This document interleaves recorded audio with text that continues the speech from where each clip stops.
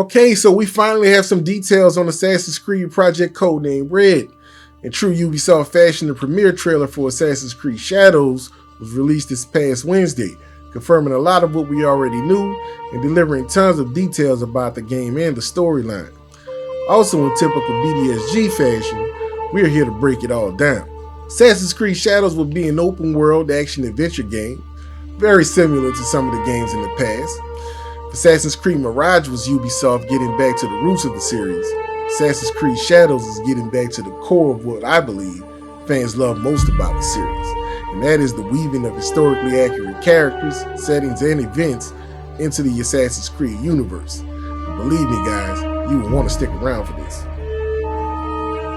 The story will take place in feudal Japan, of course, and specifically starting out in the year 1579 during the Azuchi Momoyama period. It will center on two main protagonists, whom you will have the option of switching between as you take on missions within the game. The first is Naoe, the daughter of one of the three most renowned Iga Jonin, or highest ranking shinobi or ninja from Japan's Iga province. He goes by the name Fujibayashi Nagato.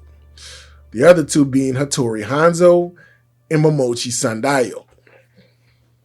Fujibayashi is most widely known and renowned for his contributions to the fighting arts of ninjutsu, especially in the form of the Ninpiden, which is a comprehensive guide to the strategies and tactics employed by ninja operatives.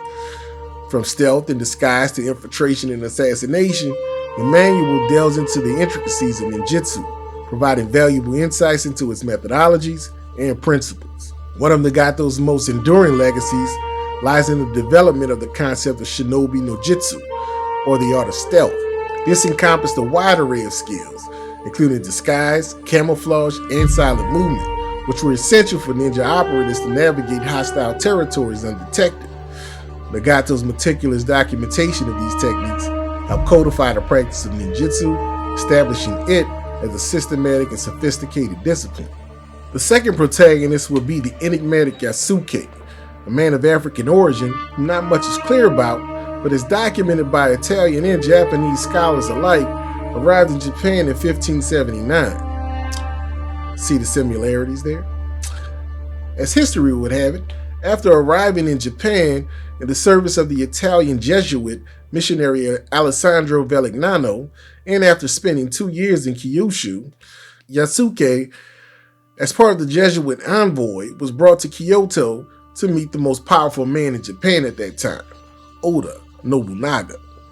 The Jesuit Louis Freud, in his annual report on Japan, wrote that upon his arrival in Kyoto, a melee broke out, as local townsfolk fought amongst themselves to get a glimpse of Yasuke.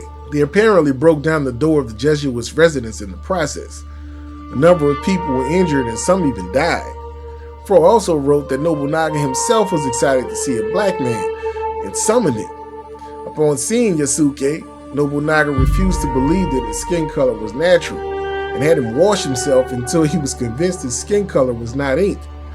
The Shincho Kokai manuscript of the Sonkeikaku Bunku archives describes him as follows.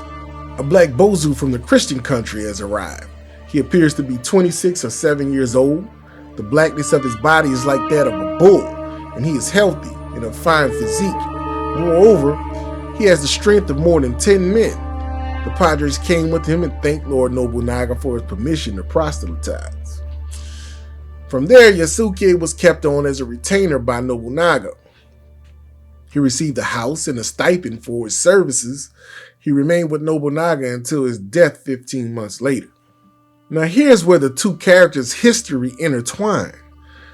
As history would have it, Fujibayashi, along with Hattori Hanzo and Momochi Sandayo, were officers under the command of Takino Jorobei, a commander who took part in the final resistance against Oda Nobunaga. Apparently, not everyone shared the same vision as Nobunaga of a united Japan, or perhaps what that would look like. On June 21, 1582, Oda Nobunaga was betrayed and attacked by his senior vassal Akechi Mitsuhide in the Honnoji incident. Nobunaga was staying at the Honnoji temple with only 150 men, including Yasuke, escorting him, as he sent all his generals and troops to fight elsewhere. Mitsuhide, at the helm of some 13,000 soldiers, used the opportunity to surround Nobunaga and would have killed him had he not committed suicide. For whatever reason, Yasuke's life was spared. Now how's that for context? I better give some perspective to the premiere trailer. Needless to say, it will be interesting to see how Assassin's Creed Shadows weaves this most intriguing tale into the Assassin's Creed universe. There is no doubt there will be plenty more details to come. The game is slated for release November 15th of this year. It is available for pre-order right now. If you get the gold edition or better, you will get access to 2 additional missions that will be available at release. So that's it for this one. Stay tuned for the premiere trailer if you haven't seen it already. There's also an introduction trailer for the 2 main characters right after that. So once again, I am the big dog in the room, and this is Big Dog Still Gaming. See you guys next time.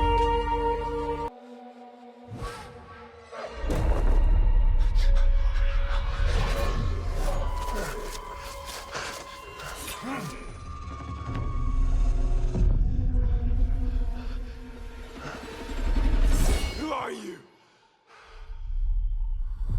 Who do you serve?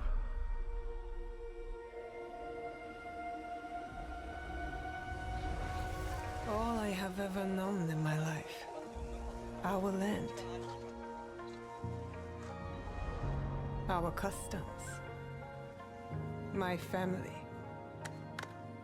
Burns in the name of unification.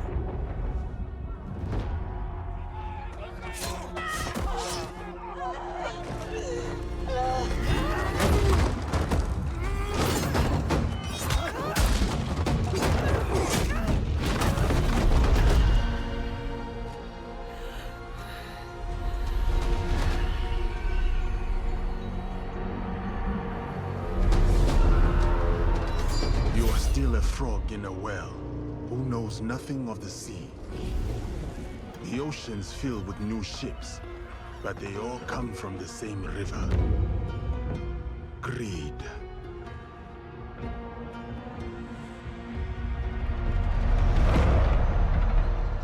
Power.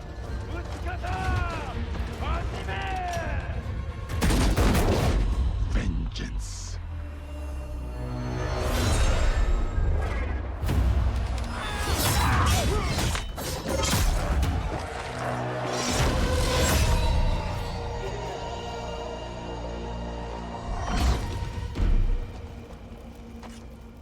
And you? Will you continue down that river?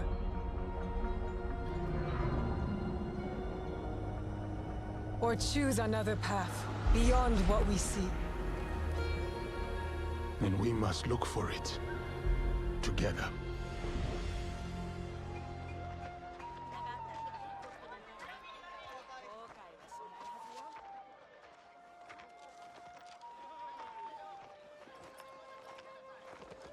We must learn to trust, rebuild. And follow the blade.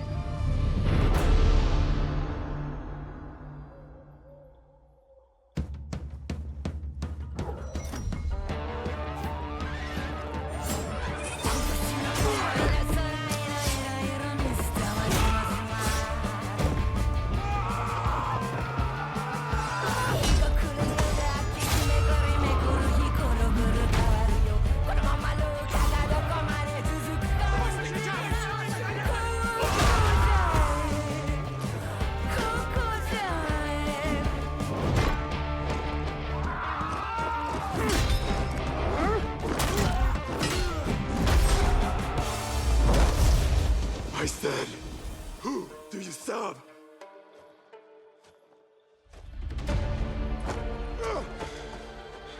We are the shadows.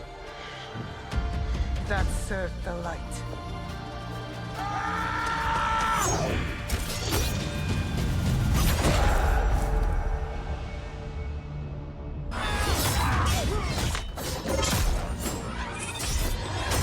With our dual protagonists, we have 2 fantasies, the samurai and the shinobi. We want the player to experience both, and we cannot squeeze both fantasy into one character because samurai and shinobi came from a different social class. They have different lives, so we cannot really mix them together. The historical character of Yasuke presented a really exciting opportunity for the narrative team. We approached it in the same way that so much of the work is done in Assassin's Creed, which is really in terms of research and history first. Not a lot is known about him, but what we did know, or we do know, is that he arrived in Japan in 1579, right when our game starts. And that he had relationships with some of the most interesting people in our setting, like Oda Nobunaga, the Portuguese, and Jesuits, which made it very sort of tantalizing and enticing from a narrative perspective to come in and start weaving these facts with story in between. The more we read about the character, the more he was inspiring for us. He's a foreigner discovering Japan, and we thought it's the perfect fit because he's discovering Japan and you are discovering Japan also. And on the flip side, we have Naue, who comes from the province of Iga, which is a remote mountainous area, fiercely independent, known as the birthplace of shinobi. So they're very contrasting perspectives that really expose a lot of different sides and facets of the era. When Oda came, he completely destroyed Iga. You have Yasuke and Oda that coming to destroy the shinobi. So it can kind of create this interesting tension between two characters. We were able to connect her to the province of Iga and the legendary Igan shinobi historical figure, Fujibayashi Nagato, who's her father in the game. So we understand why she has the skills that she has and the values that she learns from her father in the people of Iga, which are valor, benevolence, and wisdom. And as a young person still at the start of the game, we get to see now we acquire even more of that wisdom as the story unfolds. And if you ask anybody, it's super clear that samurai will be combat heavy and a shinobi will be stealth heavy. It creates this distinction right away. Yasuke can fight with all his advantage, his stature, like he's a big guy, he can break door, he can fight multiple enemies, he can break armor. Compared to Naue, like her character and their outfit, it's really about being stealth, being unseen. She's the only one with the hidden blade, so they have clear advantage that put them into the stealth and the combat, even if they can do a bit of both. They're a really great pair together because on one side we have Naue, who's very intense and passionate and determined woman who is very set on her goals. She's kind of got her heart on her sleeve and she'll say what she feels in the heat of the moment. And this intensity that she brings as a shinobi, but that she also brings to her relationship. And this balances very well with Yasuke, who is sort of a thoughtful, level head to Naue's fiery passion.